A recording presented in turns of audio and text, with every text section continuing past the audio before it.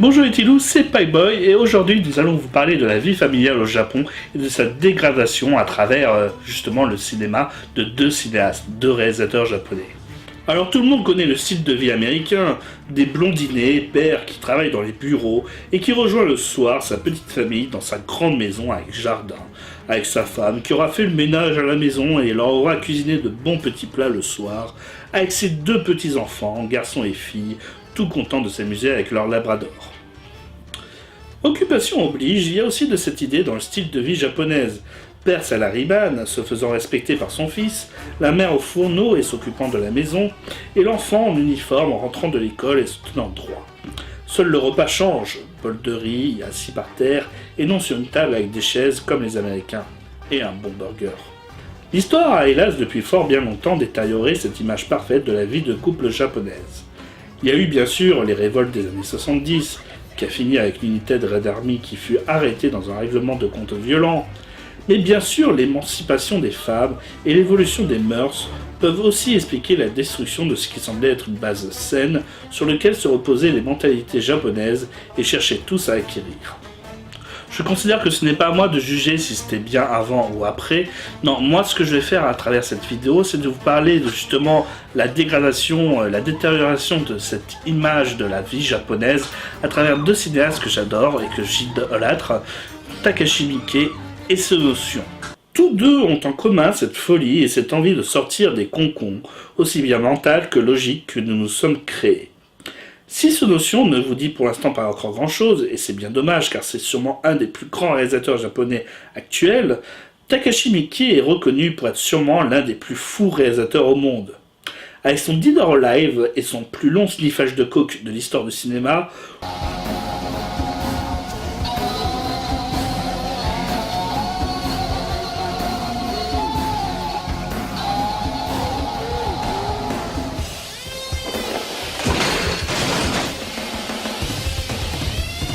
ou dans ce film, Sans raison, de Yakuza et flic, on se retrouve à la fin, 2 minutes avant la fin d'un film policier, donc avec 100 éléments fantaisistes, à voir nos héros se balancer des kamehameha et exploser le monde.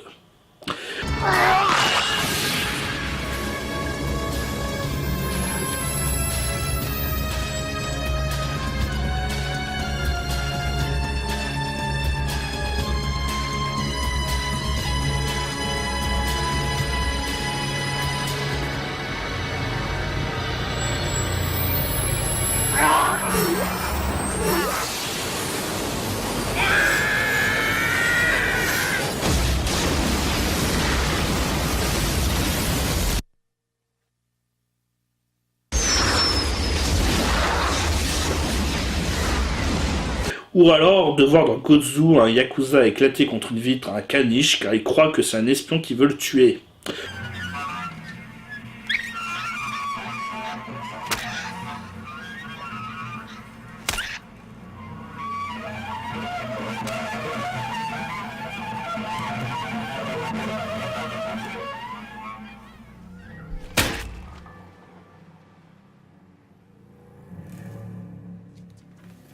Ou encore Happiness of the Katakuri et ses morts qui ressuscitent pour danser sur du Michael Jackson et finir le film en pâte à modeler. Ouais, Takashi Miike c'est un petit peu un what the fuck Japon à lui tout seul, et pourtant il reste très cohérent dans sa folie. Miike et Sion ont sûrement une grosse haine de cette image de la famille japonaise traditionnelle, et à travers ses films s'amusent à la détruire, la ridiculiser, la rendre honteuse. Je ne connais pas la vie personnelle de Miike, mais celle de Sion, qui n'aimait guère le côté autoritaire de son père, décidera de fuir la maison familiale. Malgré un magnifique film Be Sure to Be Share, pour rendre hommage à son père, décédé d'un cancer, cette image du père traditionnel en salaryman ne sera pas épargnée sur ses films.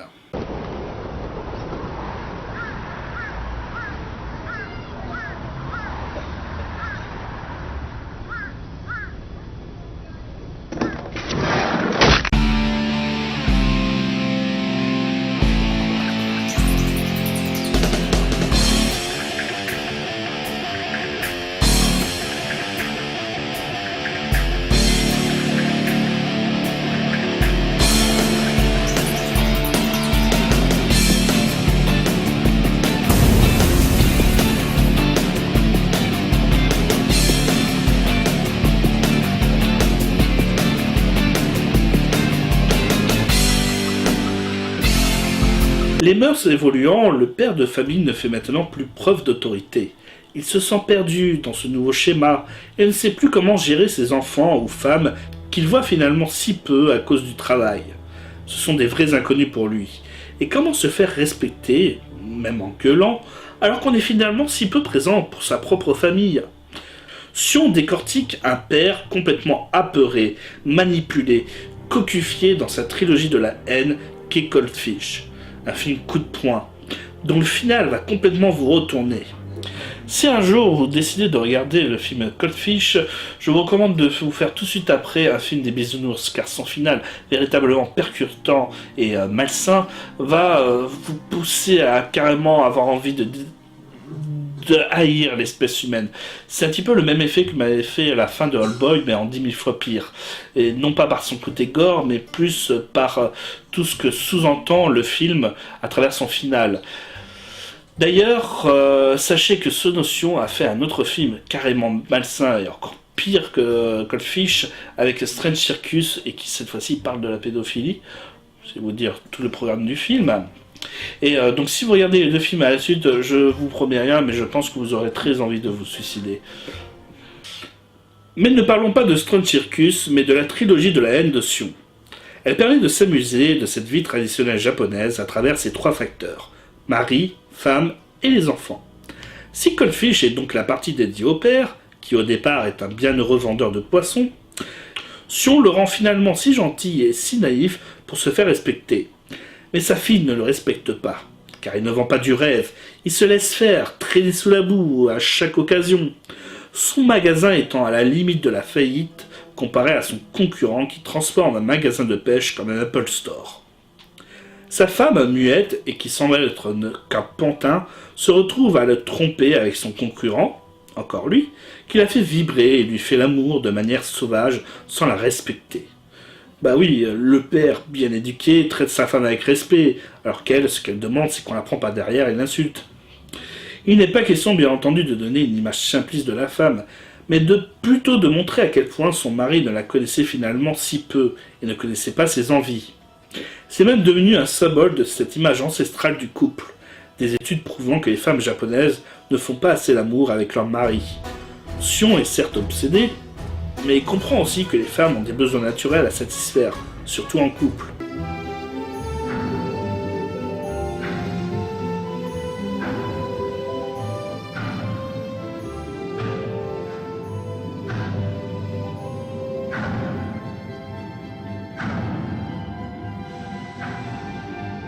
Mais au Japon, cette idée du sexe est assez mal perçue, et c'est pour ça que souvent les premiers rapports d'un japonais ou d'une japonaise ont une moyenne plus âgée que dans d'autres pays. On est plus souvent dans la vingtaine ou trentaine pour le premier rapport. Takashi Miike, lui, c'est encore plus fameux. Dans son Visitor Q, il rajoute dans la caricature de ce père si dirigiste en le transformant en père faisant l'amour à sa propre fille et en la filmant pour faire des films de cul. Si Sion s'inspire d'une histoire vraie d'un serial killer, Miike, lui, va carrément dans le défouloir psychédélique et créer un véritable malaise dans cette idée que le père se doit de tout contrôler de sa famille jusqu'au bout.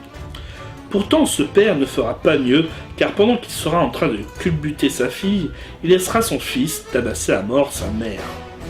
Cet aspect vient montrer que le père ne fait que se contenter de ce qu'il peut encore avoir et diriger, tout en ignorant les problèmes de sa famille finalement. La partie sur la mère est savoureuse, et l'idée est vraiment commune pour les deux réalisateurs. Cette image de la femme au fourneau, délivrant la nourriture enfermée dans la maison, silencieuse et obéissant, est celle d'un pantin. Pantin qu'on peut manipuler, et Sion va parfaitement le retranscrire dans son Guilty of Romance. Cela raconte l'histoire d'une femme au foyer, qui est mariée avec un écrivain célèbre, mégalomaniaque, et qui autorise sa femme à le toucher quand il le souhaite. 久しぶりだろ僕の肉体見るの。はい。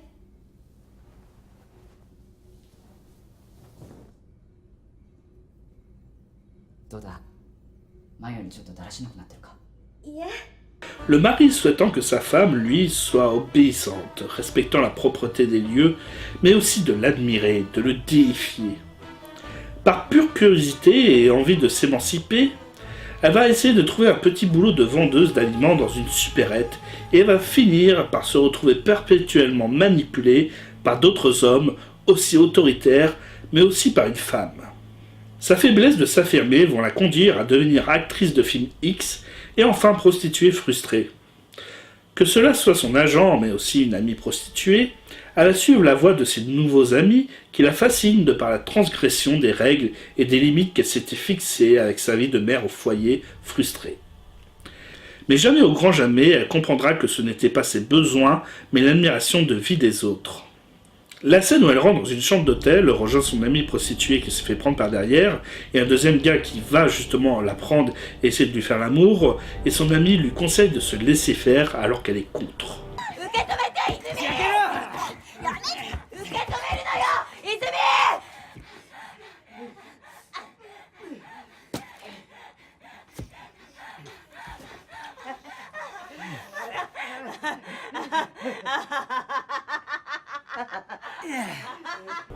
Mais pire encore, le film s'attarde sur sa déchéance grandissante. Humiliation, chantage, menaces, elle n'est plus qu'un jouet pour toutes ces personnes l'ayant pervertie. Jusqu'à là encore la résolution du film, qui vont totalement la perdre et la détruire de tous ses tabous. Sion raconte que lorsqu'il a fait ce film, il se sentait femme, permutant les idéaux féministes dans ce film, sans en faire la leçon. Non, la seule leçon qu'on peut tirer de ce film, c'est de ne pas se figer de l'image que les autres nous donnent, mais d'être soi-même. Mickey est souvent d'accord avec cette idée en créant très régulièrement des femmes fortes et autoritaires. Elles savent ce qu'elles veulent et vont jusqu'au bout pour combattre leurs idées en utilisant tout ce qu'il faut. Même si cela consiste à balancer des fléchettes avec son vagin dans Fudo The New Generation.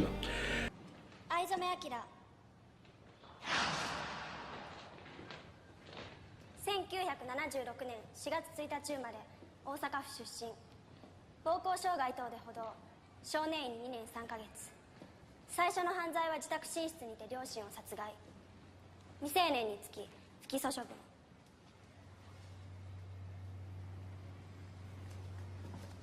おい待ておいおいまた受けよおらなんじゃんだどけこら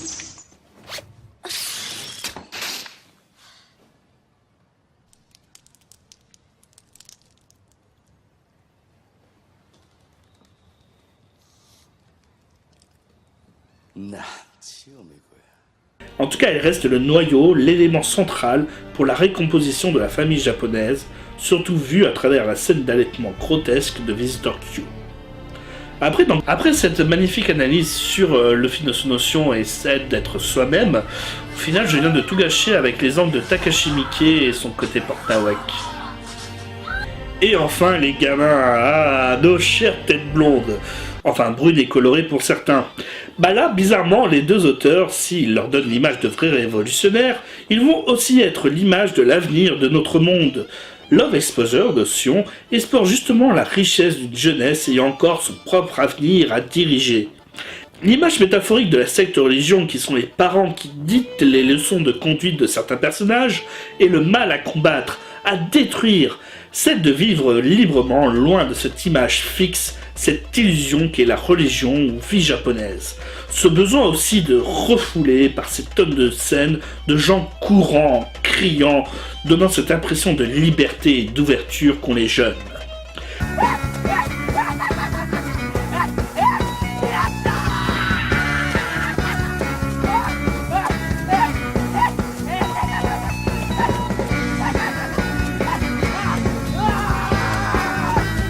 Mickey d'ailleurs, lui, le dirige d'une nouvelle manière, déjà dans Fudo, qui raconte justement le besoin de jeunes de s'émanciper des adultes en parcourant l'histoire de jeunes tueurs, parfois de 5 ans, qui veulent tuer un clan de Yakuza pour devenir les nouveaux rois.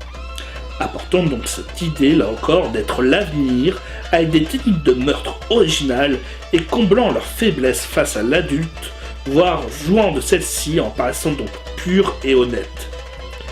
Il y a aussi donc un peu comme dans Cold Fish de Sion, Why Don't You Play in Hell de Sion, avec ces gamins qui se rebellent et crient plus fort que les adultes et les remplacent, cette idée aussi que nos gamins, notre jeunesse, est devenue méconnaissable et fait peur.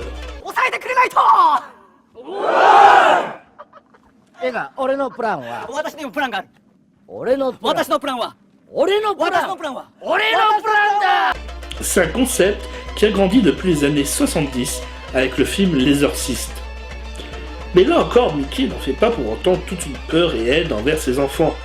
Ils les feront souvent se tromper, comme lors d'Happiness of the Katakuri, ou encore appelée la mélodie du malheur, où la fille de famille va tomber amoureux d'un marin qui va la laisser tomber et retrouvera réconfort en se ressoudant avec sa famille, solidaire même dans les pires situations.